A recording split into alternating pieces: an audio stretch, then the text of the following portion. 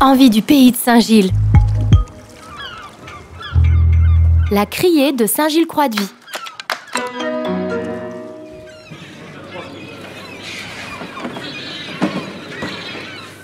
Bonjour, alors je suis David Blanconnier, directeur de la criée de Saint-Gilles-Croix-de-Vie. Je suis d'abord arrivé dans un premier temps pour être en tant que promoteur du port de Saint-Gilles-Croix-de-Vie. Je suis maintenant directeur depuis une année. Je suis originaire de Bretignolles-sur-Mer, donc très près d'ici. Et je me suis expatrié pendant quelques années professionnellement sur Bordeaux et Nantes. Mais très rapidement, je suis revenu pour ma famille d'une part, ce qui me manquait. Et après, pour mon attachement au pays de Saint-Gilles, moi j'adore son côté nature, mer à la campagne, plage, pas trop bling bling, plutôt tranquille comme grosse sérénité. Donc j'aime beaucoup ce coin de paradis. Une journée type pour un directeur de criée, c'est 4-5 heures du matin, les premières annonces, la vente qui se déroule souvent très tôt, entre 5 et 6 heures le matin. Vérifier que le poisson se vend plutôt bien ou bien, que le marin est content, que le marailleur est satisfait. Notre métier, c'est de mettre en avant et de présenter le poisson à la vente. Ensuite, il y a une vente aux enchères qui se passe. Donc, une vente qui est réservée aux professionnels. Donc, ça peut être les marailleurs locaux, les poissonniers du coin. Mais également aujourd'hui, avec la modernité, des acheteurs extérieurs, internautes. C'est 25-30% des achats qui se font à distance. Ils voient exactement la même chose, ils achètent en même temps que les acheteurs qui sont sur place, sauf qu'ils n'ont pas l'image. Ils n'ont pas le poisson sous les yeux. On dit qu'on va la crier parce qu'autrefois, il y avait un crieur. Le poisson se vendait à la voix. Aujourd'hui, ça ne s'appelle plus une criée, on appelle ça une hall de vente. Et tout est informatisé.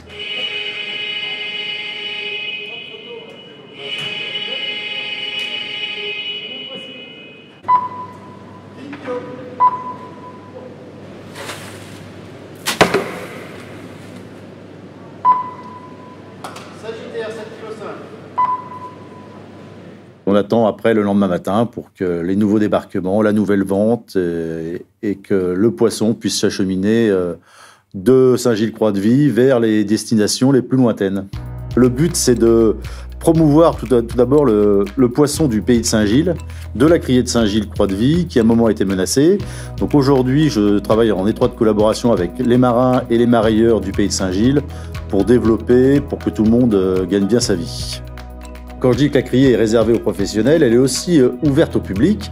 L'Office de tourisme du pays de Saint-Gilles-Croix-de-Vie organise tous les matins des visites pour la débarque de la vente de la sardine. Et 2 fois par semaine, on peut assister à la vente le matin. Alors ça, c'est pour les plus matinaux, à 5 heures, accompagné toujours d'un petit déjeuner ou d'une grillette de sardines à la fin de la visite. Donc c'est plutôt sympa.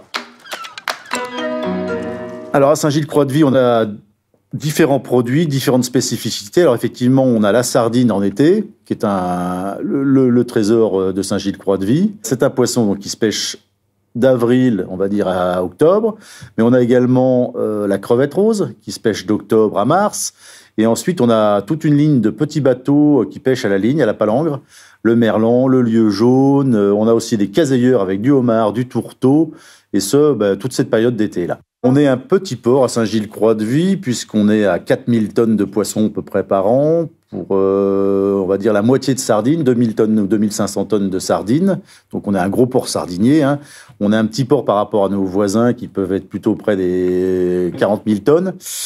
On est une flottille aussi qui est complètement différente par rapport à nos voisins, puisqu'on a vraiment des petites unités. On a plutôt des unités de moins de 10 mètres, des unités côtières, qui peuvent alterner la pêche à la civelle l'hiver, la pêche au casier l'hiver, l'été la ligne.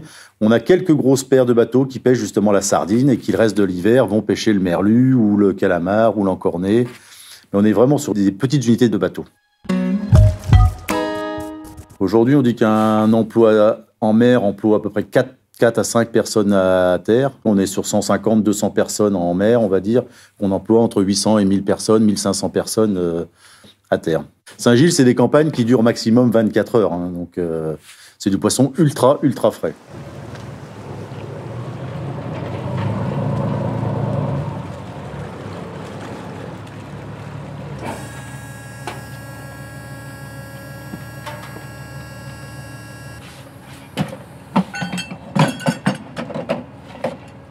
C'est des métiers qui sont contraignants au niveau horaire, surtout, parce qu'il faut savoir que nous, si on commence très tôt le matin à 5 heures, eux sont déjà partis. Et ils rentrent pas avant 15 ou 16 heures l'après-midi. Les parents ont peut-être hésité à former leurs enfants vers ce métier-là, parce que c'est souvent des métiers de génération en génération. On devenait marin, son père était marin, on devenait marin. Aujourd'hui, on va peut-être manquer de bras dans quelques années. Donc j'espère qu'on ne perdra pas toutes les techniques de pêche, en tout cas, parce que c'est vraiment des techniques particulières, hein, surtout la pêche à la sardine, qui est une pêche pélagique. Là, c'est vraiment un métier très technique, hein, il faut le savoir. Alors, quand il fait beau, c'est moins compliqué, mais quand il fait mauvais, il faut vraiment bien maîtriser la chose, puisque les bateaux sont vraiment à la même vitesse, tirent le même filet, sont à une distance, mais... Donc, c'est pas simple. C'est un métier pas simple, très technique. On a une sardine qui est plutôt de belle facture en termes de taille, 24, 25, 26 pièces au kilo. Et ça, c'est une taille parfaite pour cuisiner sur un barbecue ou sur une plancha. J'aime la sardine juste grillée, plutôt à la plancha, parce que c'est plutôt pratique, ça évite le barbecue. Chauffée très fort. Un petit peu de gros sel et puis un petit aller-retour avec un peu d'huile d'olive et puis c'est parfait avec quelques petites pommes de terre du pays de Noirmoutier et tout va bien. Mais aujourd'hui, il ne reste plus qu'une usine de sardines, mais je crois qu'il y a eu jusqu'à 12 ou 13 usines sur Saint-Gilles-Croix-de-Vie au début du XXe siècle. Moi, ce que j'aime, c'est la vente le matin, l'effervescence, qu'elle se passe le mieux possible, que les prix s'envolent, que le marieur soit content puisqu'il a des débouchés, que le marin soit content parce qu'il a bien vendu. On attend avec impatience justement la réouverture des restaurants, l'été, le soleil, parce qu'en général, quand il fait beau, on est au temps des grillades et là, la sardine se vend plutôt très très bien.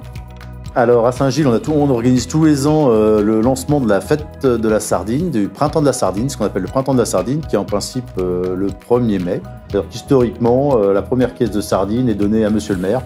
Chaque restaurateur venait chercher sa première caisse de sardines, on leur offrait la première caisse de sardines, et eux cuisinaient ce jour-là en fait une recette de sardines et qu'ils peuvent proposer à leurs clients. À la prochaine à Saint-Gilles-Croix-de-Vie.